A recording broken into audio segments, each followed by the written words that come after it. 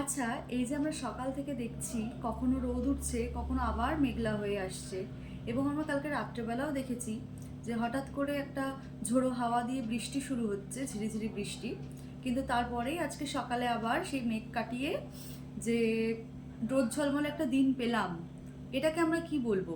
এটাকে আমরা ওয়েদার বলবো নাকি এটাকে আমরা ক্লাইমেট বলবো?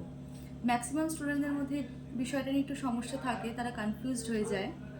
তো সহজভাবে বলতে গেলে আহ, এই যে আজকে যেমন সকালবেলা কখনো মেঘ হচ্ছে বা কখনো রোদ উঠছে, এই যে চেঞ্জটা, সেই চেঞ্জটা ভীষণ শর্ট টার্মের জন্য। তো এটাকে আমরা ওয়েদার বলবো।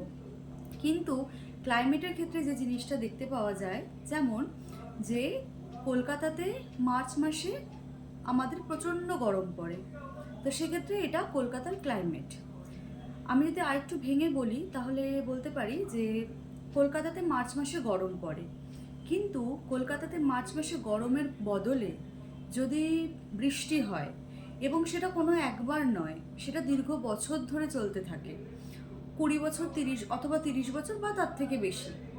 তো এই দীর্ঘ সময় ধরে যদি প্রতি বছর কলকাতায় মার্চ মাসে গরমের বদলে বৃষ্টি হয়, তাহলে আমরা সেটাকে বলবো ক্লাইমেট। তাহলে মনে রাখবো কিভাবে?